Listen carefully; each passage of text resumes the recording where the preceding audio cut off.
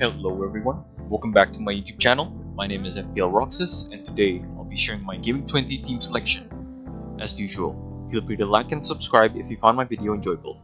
Alright, let's start the team selection video. As I'm recording this video, there are still a few games left to play, so my points for this week aren't final yet. But what I can mention is that so far it's not looking great. 18 points is not enough for a green arrow at the moment. FPL hasn't been kind to me for the past few game weeks, and it's looking like another red arrow for this week as well.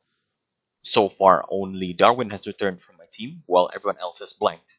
I still have Saliba, Martinelli, Porro, and Son left to play, so I should be getting at least a return from one of them, but I don't think that will be enough for a green arrow.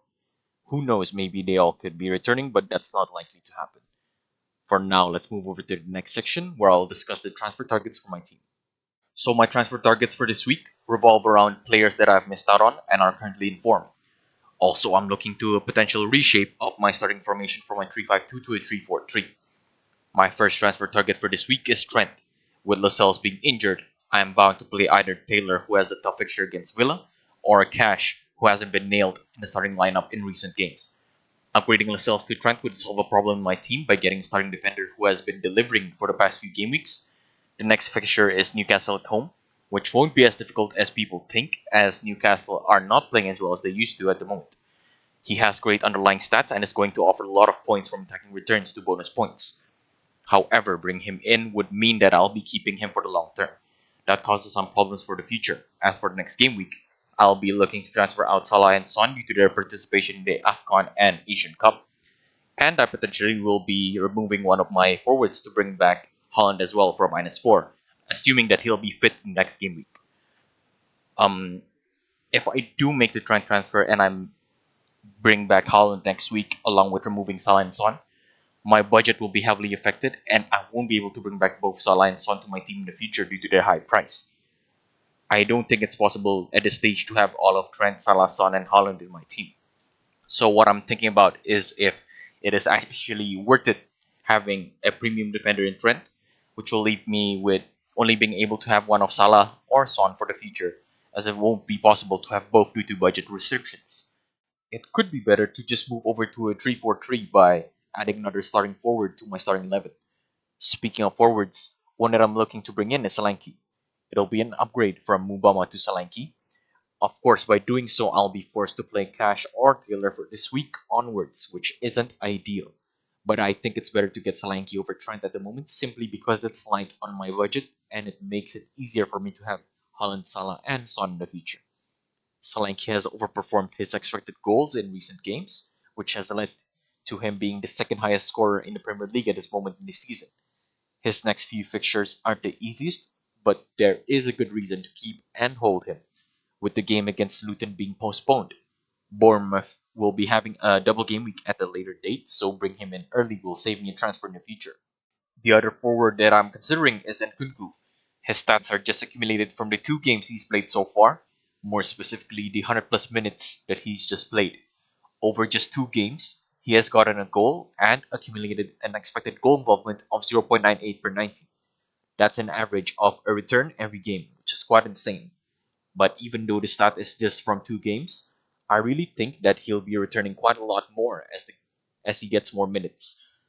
The player that I wasn't able to fit in this section was Chris Wood, that probably everyone is thinking about as well after the hat trick. He's been starting games after the change in the manager for Forest, and he scored 4 goals in the last 2 games he started under the new manager Nuno. He's also one of the forwards that I'm considering to bring in for this game. At this moment, I'm currently leaning towards getting one of the forwards that I mentioned and moving to a 3-4-3 formation, and probably not doing the Trent move. I haven't decided on which one, but I think Solanke is the most optimal move to make. For now, this is how my team will line up for Game 20. Both my goalkeepers face difficult opponents for this week, so I chose the, I'd say, easier fixture on paper in United and Hope. So Turner will be my starting goalkeeper for this week. For my defenders, I have Porro, Saliba, and Cash. Porro has Bournemouth at home, where I hope he'll be able to get an attacking return from, as a clean sheet is probably unlikely to happen, with Romero out injured and the opponent in Solanke being in top form. For Saliba, he has Fulham away. I think they can keep a clean sheet against them, as Fulham have been losing a lot of games recently and also failing to score in the last 3 Premier League matches. For now, I've got cash to start against Burnley at home. It'd be great if I knew he would start the game, but I have a feeling he'll be benched again. This spot might be taken by Taylor instead from the bench, which also isn't great as he'll face Villa away. If I do bring in Trent, he'll be starting instead, but I'm not sure if I'm going to make that move yet. For the midfield, I've got Salah, who has Newcastle at home. This will be his last game before he travels for AFCON, so I hope he can get me a return before he goes in Gaming 21. Son has Bournemouth at home. He's also going to travel for the Asian Cup after this game, so of course, a return before he would go would be ideal.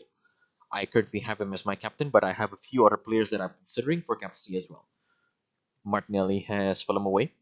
He hasn't been performing compared to last season.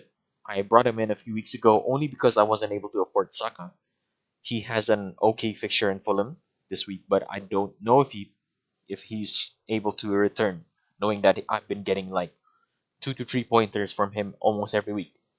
I think it's fine to hold him as long as he starts, but knowing that he rarely returns, for me, I think he'll be a transfer out in the future. Palmer has Luton away. He was out last week due to the suspension after accumulating 5 yellow cards. Now that Nkunku is back, Palmer might have a competition when it comes to penalty taking. Other than that, I think Luton should be an easier game for him to return. Gordon is currently starting here, but he'll be benched if I decide to bring in another forward to my team as I look to deploy 3-4-3. Liverpool away isn't an easy fixture, so it should be fine to bench him for this game. For my forwards, I have Darwin against Newcastle at home. He finally scored in the previous game against Burnley after blanking for so long. I'm just hoping that he starts this week, as he does get a lot of chances when he plays. He's just not the best finisher, which we all know. Watkins has Burnley at home, another captaincy option for me.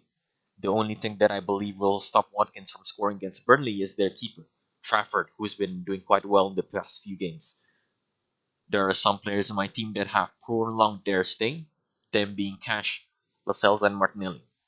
I haven't had the chance to transfer them out, and I don't think I'll be able to do so anytime soon with other priorities in mind. First, I have to make sure I have 2 free transfers for Salah and Son, who will be leaving for their tournaments in Gaming 21, and also having the need to bring back Holland soon. I could transfer out Lascelles or Cash for a cheaper starting defender, but I don't think they have as much value in bringing them in compared to getting a forward like Solanke and Kunku or Wood as my third forward.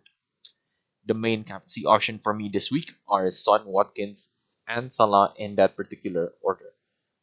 So yeah, for now, this is how my team will line up. My current plan is to either get a new defender to replace Lascelles or Cash, or to upgrade Mubama to a starting forward, which will change my formation to a 3-4-3. And that wraps up this week's team selection video. Good luck to everyone for Gameweek 20.